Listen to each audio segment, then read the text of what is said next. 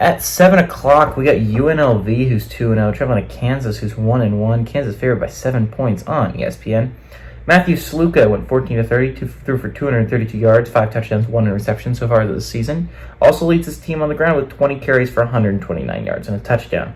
Ricky White III has 7 catches for 122 yards and 3 touchdowns. Jalen Daniels has gone 27-47, thrown for 289 yards, 3 touchdowns, 4 interceptions. Devin Neal on the ground has had 22 carries for 213 yards and 2 touchdowns. Luke Grimm has had 15 catches for 151 yards and 2 touchdowns. Kansas is 2-1 all-time against UNLV. Last 2 games have gone to Kansas 2003 and last year in the bowl game in 2023. Home teams are 2-0 in this matchup, and there's no one-possession game so far. So I think this game, number one, it's the first elimination game of the week. If you don't know the rules so far for my series, is that if you are a Power 4 team, the minute you lose 2 games, I stop doing videos about you.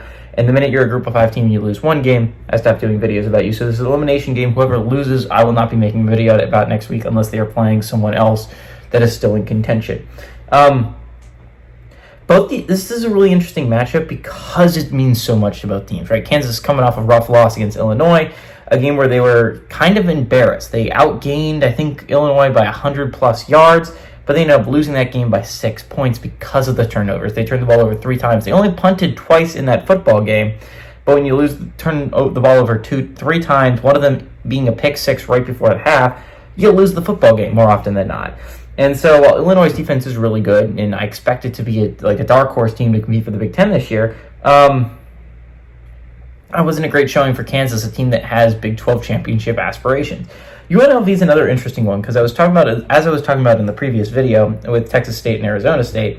UNLV is in an interesting situation where they're probably not the favorite to go from their conference, but they absolutely have a shot at the playoffs, right? If UNLV wins this football game, they're 3-0, 2 wins over Power 4 opponents. You're going to have to go through Boise State. So if you get a win against Boise State, that's going to be big because Boise State is expected to be really good this year and just gave Oregon everything they could handle on the road, right? And so UNLV has a path to the playoffs. It's not as clear as a team like for Northern Illinois, where Northern Illinois is the obvious, if you win all your games, you are in the playoffs. UNLV doesn't quite have that, but I think if you win these games coming up, if you win these big football games on the road, especially at Kansas, this could be a big add to the resume if you're UNLV. It doesn't have the name recognition if it's like a Boise State, and it doesn't have a win like Northern Illinois, but I think UNLV definitely has a path to the playoffs. They definitely can be looking forward to going to the play. Like, if you win out, you're in. I think outside, you have to hope for a Northern Illinois loss, which is very possible, but if you win out, I think you're the second most looked at football team. I'm sure you don't have the name recognition there, but you're going to have some quality wins on your resume, and I think this is going to really help it. Now, on the other hand, I think Kansas is really good offense. I think a good football team doesn't lose twice in a row. Kansas lost a rough one on the road against Illinois. This is a great get-right game. I don't quite think UNLV has the offense there, right? Like, I thought they had it last year, and they didn't quite pull it off. They ended up putting 35-plus points, I think, on the board against Kansas last year, but Kansas offense was just next level. Kansas offense, I think, is next level.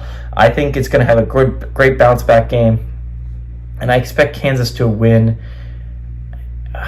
and cover at home. I'm sorry, UNLV fans.